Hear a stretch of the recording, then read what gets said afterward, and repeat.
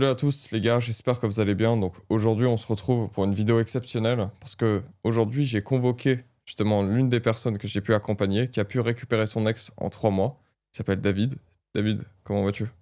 Ça va très bien et toi, Angelo? Ça va très bien, écoute. Et les gars, le but justement c'est qu'avec cette vidéo ça puisse vous inspirer et aussi vous montrer par des preuves justement tangibles que justement voilà, il y a vraiment des résultats et que surtout vous puissiez en fait voir comment est-ce que David a pu faire pour qu'il puisse et qu'il ait pu récupérer son ex. Avant toute chose, David, est-ce que tu pourrais, te présenter s'il te plaît? Bonjour à tous, moi c'est David, je suis entrepreneur dans le marketing digital, j'ai 35 ans et puis voilà, j'ai fait appel il y a quelques mois au service d'Angelo pour récupérer mon ex. OK. Et concrètement, David, est-ce que tu pourrais, m'en dire un peu plus et nous en dire un peu plus? Qu'est-ce qui s'est passé avec cette femme? Qu'est-ce qui s'est passé fondamentalement, dans ta rupture? Pour quelles raisons est-ce que vous avez rompu? Bah écoute, tout se passait bien jusqu'au jour où justement d'un coup elle m'a dit au début j'ai besoin d'un break. Et OK. donc moi je me suis dit bon bah c'est peut-être juste un break, peut-être qu'elle a juste besoin de réfléchir. Au final, ce break s'est transformé très, très rapidement en rupture et donc en fait, j'ai vu que je perdais totalement le contrôle et moi, je continuais à courir derrière elle, mais ça ne marchait pas du tout, quoi. OK. D'accord, OK. Et rappelle-moi, c'était une relation de combien de temps qui s'était terminée quand? Alors c'est une relation qui a duré à peu près 8 mois, D'accord, OK. Et qui s'était terminée quand? qui s'était terminée, à peu près, fin juin.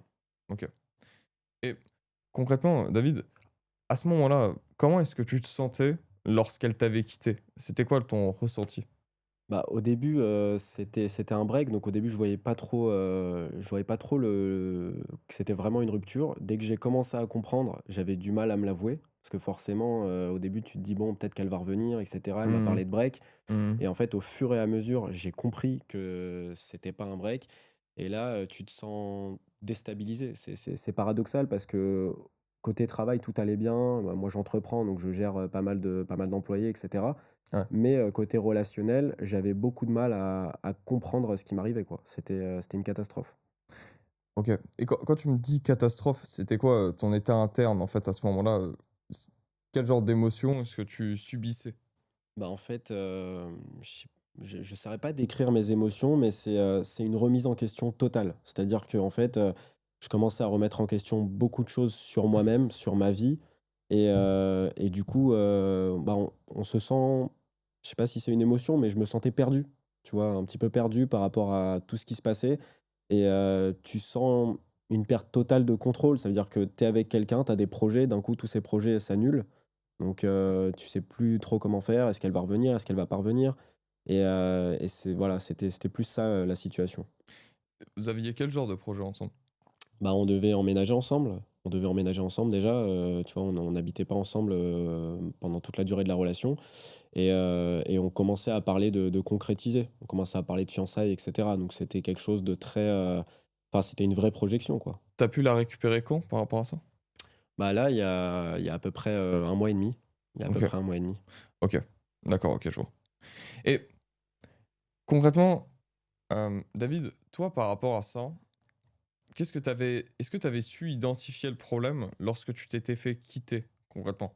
Alors, au début, non. Au début, non, j'ai pas su identifier le problème, mais c'est quand j'ai commencé le coaching que j'ai commencé à l'identifier. C'est-à-dire que moi, ce que j'identifie aujourd'hui, après coup, parce que c'est enfin, sur le coup, c'était très compliqué d'identifier la chose.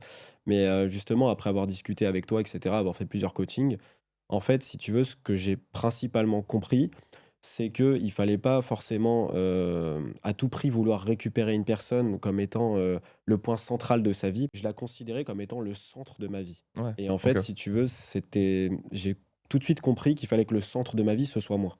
Enfin, je l'ai compris après, bien sûr, mais voilà, pendant la relation, c'était compliqué de le comprendre. Bah, forcément, tu perds ta masculinité Ouais. et puis à part ça, bon, j'ai pu comprendre qu'une femme, elle te teste. Moi, je me rendais pas compte.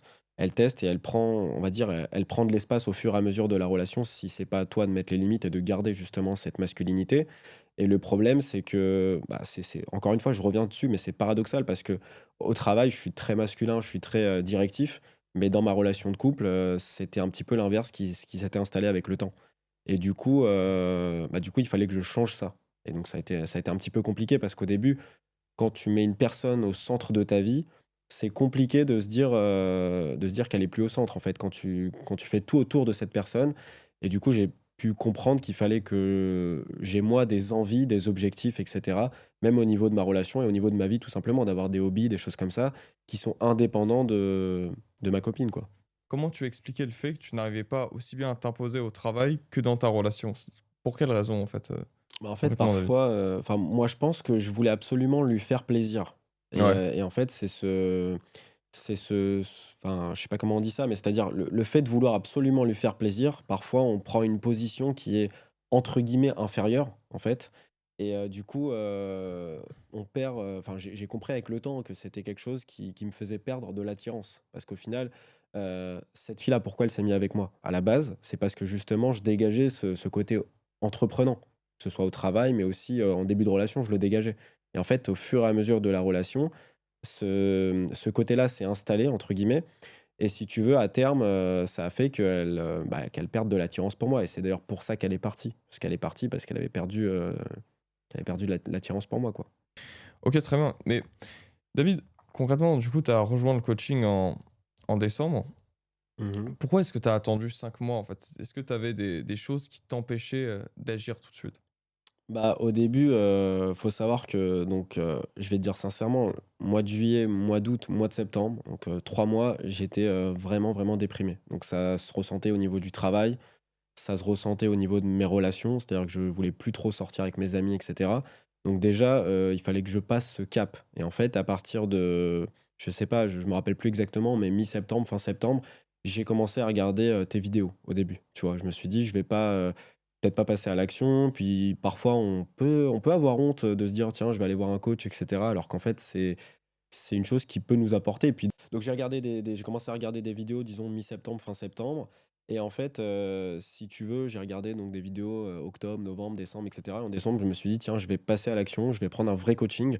Parce que c'est vrai que de tes vidéos, on tire déjà beaucoup d'informations, OK? Mmh. Mais en fait, en réalité, le fait de prendre un coaching, ça nous permet déjà d'avoir un accompagnement personnalisé. Parce que des fois, dans les vidéos, on n'arrive pas forcément à savoir réellement ce qu'il faut faire, tu vois? C'est-à-dire Mmh. que on voit une vidéo, c'est généraliste, donc on peut prendre des informations, mais peut-être que dans notre situation, plus particulièrement, bah, on peut se tromper, on peut mal analyser la vidéo et mal la comprendre. Donc l'idée de prendre le coaching avec toi, ça a été de justement d'avoir cet accompagnement personnalisé selon la relation que j'avais avec cette fille-là et déjà le fait de pouvoir déjà reprendre le contact avec elle, parce qu'il y a eu un moment où on a eu une coupure de contact et donc voilà. Tu avais peut-être des résistances en te disant: «Ouais, est-ce que c'est de l'arnaque? Est-ce que c'est faux?» ou pas du tout? Bah, au début, ouais, je me suis dit, bah, j'y croyais pas trop. Je me suis dit: «Voilà, c'est une personne qui prêche, pour sa paroisse, un peu comme tous les coachs et cetera». Mais au final, je me rends compte que c'est important. Tout comme une personne qui a des problèmes dans sa vie, elle devrait aller voir un psychologue ou un thérapeute. Bah, une personne qui a un problème de relation de couple, elle devrait aller voir un coach. Et moi, je suis tombé sur tes vidéos, j'ai bien accroché, donc j'ai choisi de te contacter à toi, même si j'avais vu des vidéos, d'autres coachs, hein, je te le cache pas. Mais au final, j'ai préféré, passer par toi et je suis pas déçu parce que ça a marché. Et qu'est-ce qui a vraiment marché pour toi, du coup, David? Quelle différence tu vois avec, avant et après, maintenant, que ce soit dans ta relation ou d'une manière beaucoup plus générale dans ta vie? Bah, en fait, déjà, il faut savoir que même si je suis de nature, entreprenante, dans cette période, même au niveau du travail, j'avais un petit peu lâché. Parce que forcément, il y a une espèce de dépression qui s'installe et donc déjà, c'est de reprendre sa vie en main. Donc j'ai repris ma vie en main, j'ai commencé à faire d'autres activités, tu vois? Des activités qui me font plaisir, donc notamment, j'ai commencé à faire du sport, tu vois? Ce que je faisais pas du tout avant. J'ai commencé à m'inscrire à la salle, donc ça, c'était, intéressant parce que c'est des rencontres, c'est des objectifs et cetera, donc ça me permet de reprendre le contrôle Mmh, sur soi. mmh. J'ai commencé à faire du chant, un petit peu aussi, tu vois? C'était une passion, puis j'ai commencé à prendre des cours de chant. Pareil, c'est des choses, en fait, on se dit: «On va passer le temps» et puis en même temps, ça nous fait plaisir. Donc ça permet de reprendre goût à la vie, tu vois? Déjà. Donc ça, c'était dans un premier temps, j'ai suivi un peu tes conseils là-dessus et en fait, l'idée, c'était de recentrer un peu tout sur moi et de me concentrer sur tout ça, de reprendre la main au travail aussi, parce que c'est vrai que ça s'est senti au travail que l'activité, elle a un petit peu baissé Et donc si tu veux, avec le temps, j'ai commencé à redevenir moi-même, redevenir qui j'étais. Même peut-être potentiellement, je dirais que j'ai découvert certaines facettes de moi pendant cette, transformation.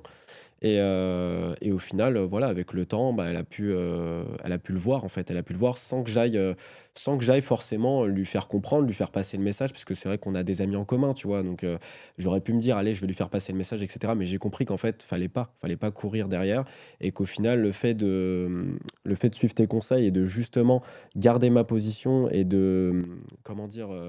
Ouais, je trouve pas les mots là, mais c'est-à-dire, tu vois, de se concentrer sur Ouais, soi et changer de de posture, de finalement. changer, voilà, de changer de posture exactement, de retrouver son identité et même je dirais, enfin, moi je dirais pas que j'ai retrouvé mon identité, mais je dirais que, j'ai retrouvé quelque part une partie de mon identité et j'ai créé une nouvelle identité. Enfin, c'est-à-dire que je me suis découvert sur certains aspects Ouais, OK, et c'est ce qui intéressant. fait que finalement, je pense qu'à ce genre de rupture, ça nous fait changer et du coup, j'ai changé avec le temps et voilà, le but, c'est de ne pas se laisser abattre et c'est ce que j'ai pu faire. Bon, ça a mis du temps, hein, certes, mais j'ai pu le faire avec le temps et donc au final, elle est revenue toute seule, en fait. Elle est revenue, comme ça, prendre des nouvelles tout simplement et puis, au fur et à mesure, ça s'est fait, quoi. En quoi, justement, cet accompagnement t'a permis de pouvoir la récupérer? En quoi mon aide t'a été précieuse pour pouvoir la récupérer?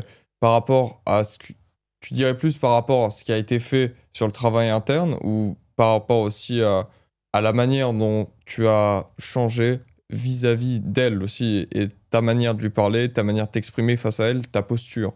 C'est ça. Ouais, c'est un peu ça, c'est-à-dire que si tu veux, grâce à l'accompagnement, j'ai pu comprendre qu'il faut garder une certaine posture tout au long de la relation. C'est-à-dire que là, si tu veux, on s'est remis en couple, pour moi, c'est pas terminé. Je vais pas, «baisser la garde» entre guillemets, tu vois? Mmh. C'est-à-dire que il faut garder cette posture tout au long de la relation, ce qui peut être compliqué parce qu'avec le temps, la routine s'installe et cetera.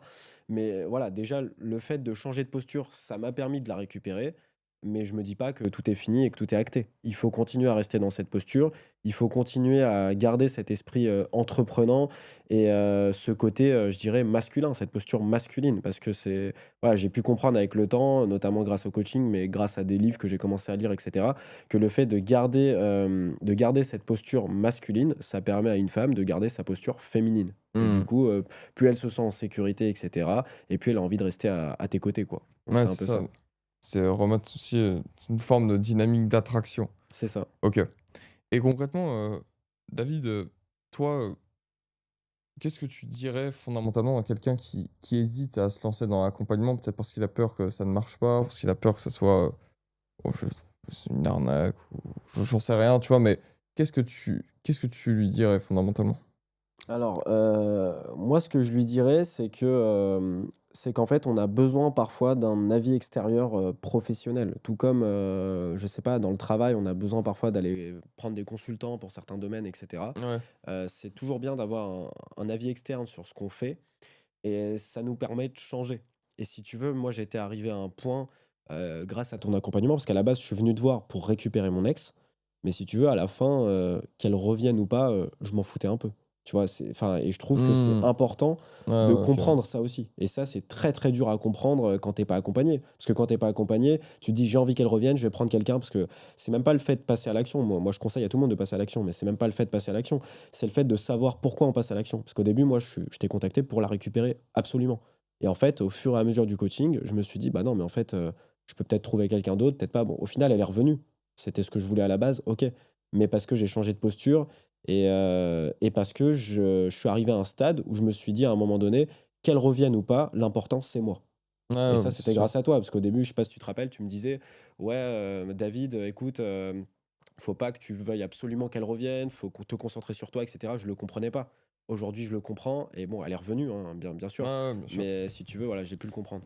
En fait, moi ce que je dis souvent, c'est que l'objectif, en fait, de la récupérer ne devrait pas être un objectif parce que, en fait, si toi-même tu as cet objectif-là, bah, tu la récupéreras pas. Pourquoi? Parce que tu ne seras pas acquis et secondement parce que tu ne changes pas, donc il y aurait aucun intérêt pour elle qu'elle puisse À revenir revenir. vers toi et Mmh. surtout, en fait, ça, c'est très bien parce qu'en fait, les gens qui ont beaucoup plus de résultats, c'est des mecs comme toi parce qu'ils pensent pas, à la récupérer, à la récupérer, à la récupérer parce que ça n'a aucun sens. Parce que déjà, un, c'est pas séduisant, 2, c'est complètement, féminin, même, très Mmh. émotionnel de pouvoir penser ainsi Et c'est pas comme ça que tu la récupéreras. Ouais, non, c'est Ça a sûr. aucun sens. Je me permets de te couper parce que moi, au Bien sûr. début, je venais pour la récupérer, tu vois. Bien sûr, J'avais mais pas c'est comme cette la plupart des vision-là. gens, ouais. Et en fait, c'est après, je pense que c'est après 1 mois et demi de coaching que j'ai pu comprendre. Enfin, c'est difficile à comprendre ce truc-là quand t'es entre guillemets obsédé Ouais, ouais, bien sûr. par ta copine, par ton ex.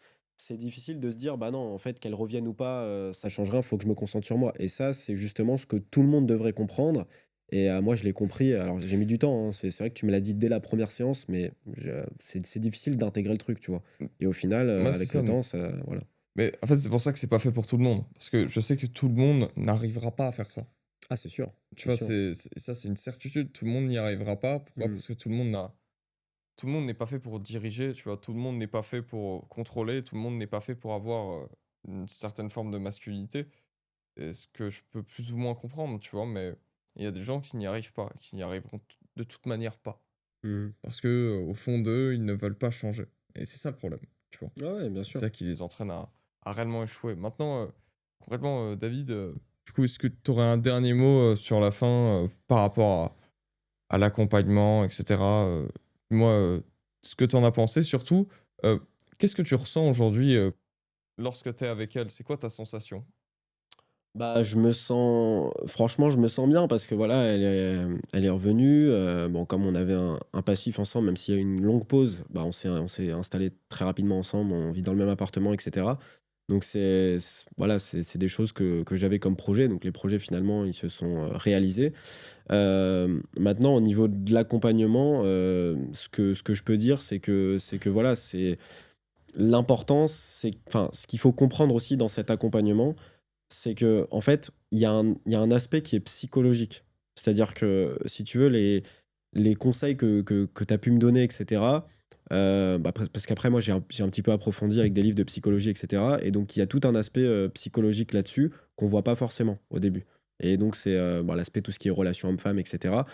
Moi, j'ai eu du mal à comprendre, mais en fait, c'est cette rupture qui m'a permis de comprendre tout ça. Et c'est bien, parce que voilà, il y a eu une rupture, faut se relever. Et pour se relever correctement et se relever, voilà, se relever bien, disons, si tu veux, il faut un accompagnement. Mm. Est-ce que tu as un dernier mot à rajouter pour la fin? Non, je suis content. Au final, c'est grâce à toi que je peux avoir cette vie que j'ai aujourd'hui. J'avoue que je te conseillerais à mes amis. Et encore une fois, je reviens sur ce que tu as dit tout à l'heure, pas tout le monde en est capable. Et ça, je m'en rends compte parce qu'autour de moi, j'ai eu des amis qui ont des ruptures. Et il y en a un, par exemple, je vois que voilà, je lui ai conseillé du coaching, je lui ai conseillé pas mal de choses. Bon, il a jamais voulu déjà faire le pas d'aller prendre un coaching, etc. Donc oui, encore une fois, c'est vrai que c'est peut-être pas pour tout le monde, mais tout le monde devrait essayer, je pense. Tu vois, tout le monde devrait essayer. Après, Bien s'il n'y a sûr. pas de résultat, c'est pas trop grave, j'imagine, parce que de toute façon, c'est un accompagnement qui nous permet d'avancer dans la vie en général. Ouais, Donc ouais, bien sûr. c'est Mais pas, c'est le plus important. C'est c'est le ça. plus important, c'est soi, de toute façon. C'est ça, le Tu vois. plus important, c'est soi, et c'est ce qu'il faut comprendre avant de vouloir récupérer quelqu'un. En tout cas, j'espère que vous avez apprécié cet échange et je vous souhaite une bonne journée, une bonne soirée. Ciao.